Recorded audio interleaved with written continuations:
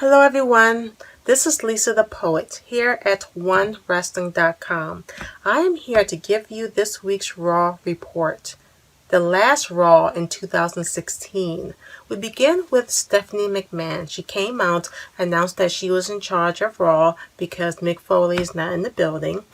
And Seth Rollins came out, to say some things about Triple H and demanded a match against Braun Strowman. Roman Reigns came out and also demanded a match against Braun Strowman. At first, Roman Reigns and Seth Rollins had a little disagreement, but they started to like the idea of going backstage, looking for Braun Strowman together, and do things the old Shield way together. And then Stephanie McMahon teased us with the idea of having a Shield reunion, which means she would have to bring back a certain former member of the Shield to have this reunion going at Raw. But she tricked us all. So she said it wasn't going to happen, and I knew she was lying. I knew that was coming. Anyway, moving on to the first match of the night. It involves a tag team match between the tag team champions, the team of Sheamus and Cesaro versus the team of New Day, the former tag team champions. You have to give props to New Day. They came very close to winning back the tag team titles at the end, but Sheamus delivered a Brogue Kick to the face of Xavier Woods. And as much as I love New Day, I do enjoy watching Sheamus and Cesaro as a team. I think they will make a great tag team. I think they will remain champions for a long time. Maybe not as long as New Day, but I think it's going to be for a long time. And moving on to a backstage segment involving Braun Strowman and my favorite romantic duo, Chris Jericho and Kevin Owens. So I thought it was funny when Jericho and Owens were trying to get Braun Strowman all fired up so he can go after Roman Reigns and Seth Rollins. And maybe it's just me, but I think those three will make a great stable. But we'll see. I don't know. But anyway, moving on to a women's match involving Nia Jax and Scarlett, not to be confused with Charlotte. Scarlett. Scarlett happens to be a huge fan of Sasha Banks, and that doesn't sit well with Nia Jax. So Nia Jax really destroyed her and delivered the Samoan Drop on Scarlett for the victory. Now, if you're gonna have a match against a woman like Nia Jax, you shouldn't support someone she hates. So that wasn't, very smart of Scarlett, but, that was very brave of her at the same time. Moving on to a women's match involving Bayley and Charlotte. Before we get to this match, Charlotte announced that she spoke with an attorney regarding her match against Bayley that occurred on Raw. It was controversy. There was a controversy in the match that her shoulder was never on the mat or whatever. So she spoke with Stephanie McMahon about having the victory expunged from the record book, and because of a referee error or whatever. So I guess that victory was expunged, and they decided to have a rematch. But this time, Dana Brooks is the special guest referee. And so they had this rematch, and unfortunately, when Charlotte went for the pin, her feet were on the ropes, and Dana Brooks made a fast count.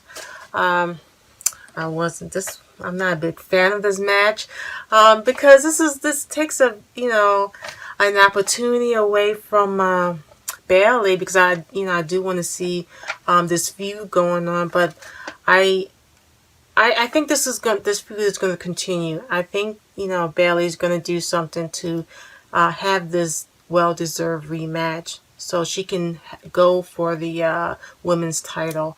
So I don't think it's over. Anyway, moving on to a backstage segment involving Stephanie McMahon and Braun Strowman.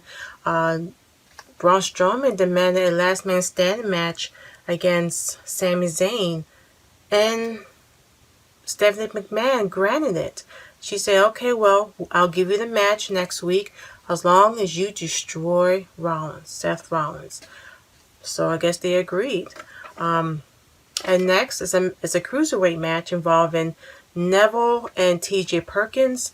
Now, at the end, Neville won the match, but he was hanging on to Perkins' tights. Now, I just wish this match would have been better. I just wish Neville won, differently. Instead of holding on to the tights, because I think Neville is a very talented wrestler.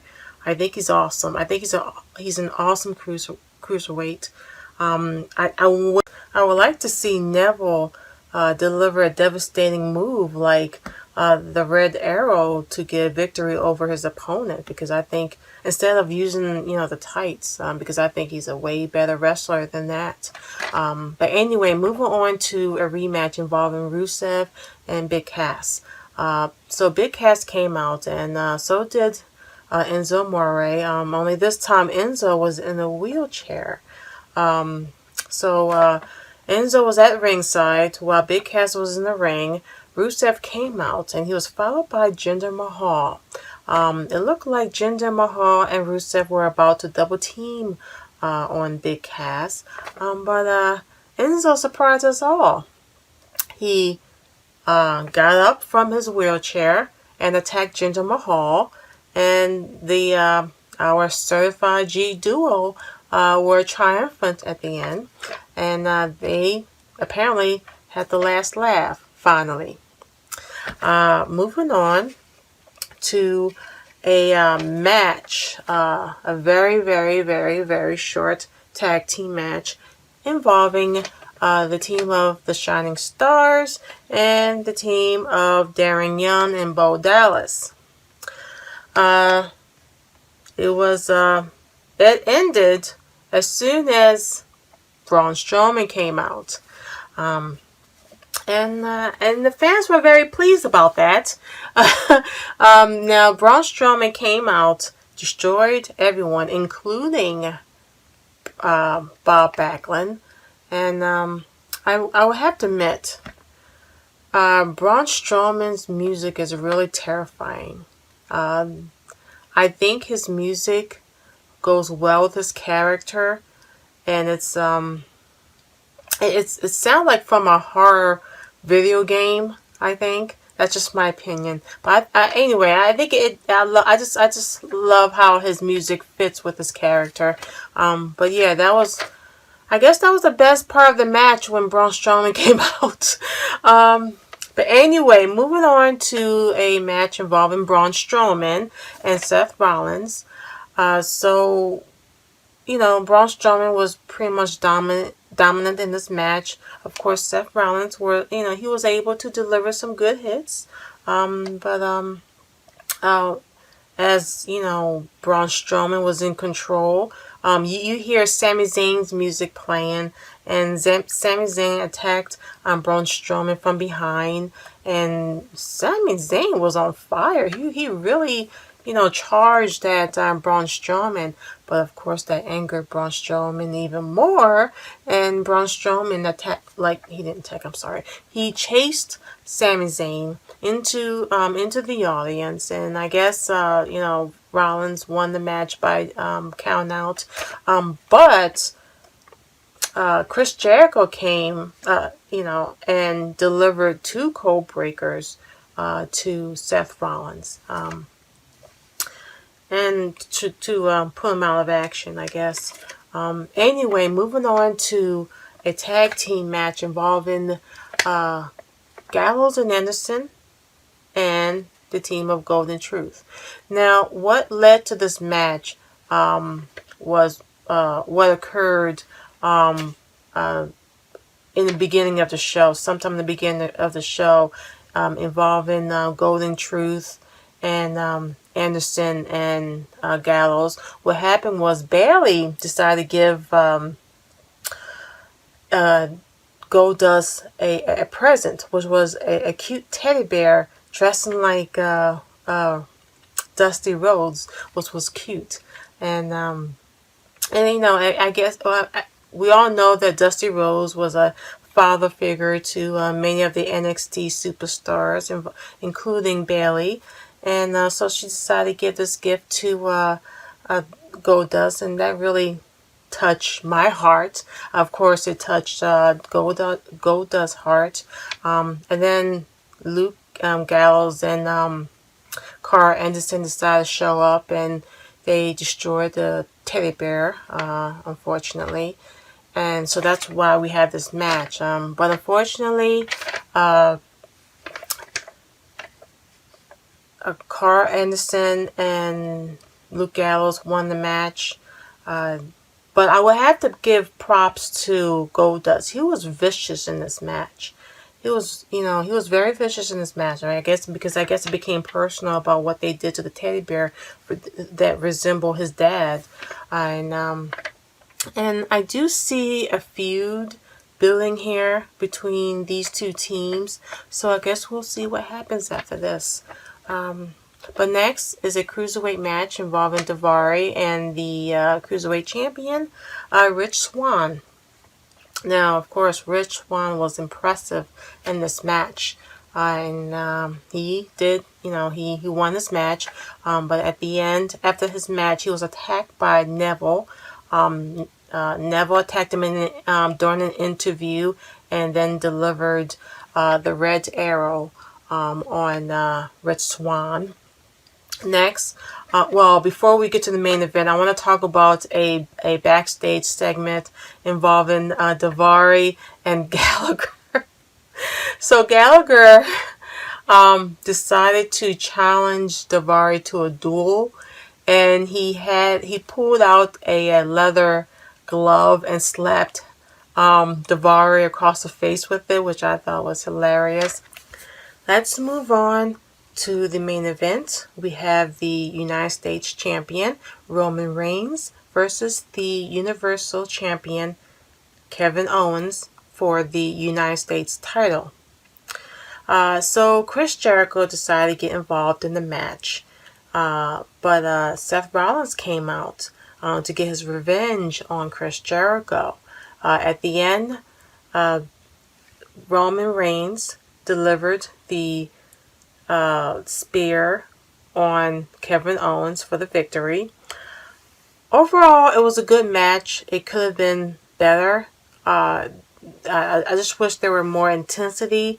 I just wish there were more people involved because I like to see a little more chaos towards the end. But yeah, it was, for the most part, it was pretty good. What I like about this match is it gave me a hint of a possible Shield reunion. I don't know. I mean, I know that Stephanie was joking in the beginning of the show, but hey, you never know. Maybe there will be a Shield reunion in the future, in the very near future, hopefully.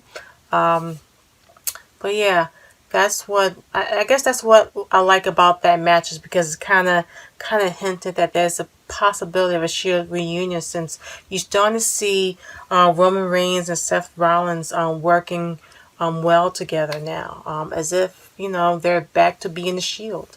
But anyway, I hope you enjoy Raw. I hope you enjoyed this episode of my report. I hope you have a happy and safe holiday. This is Lisa the Poet here at OneWrestling.com. Happy holidays, everyone. See you next week.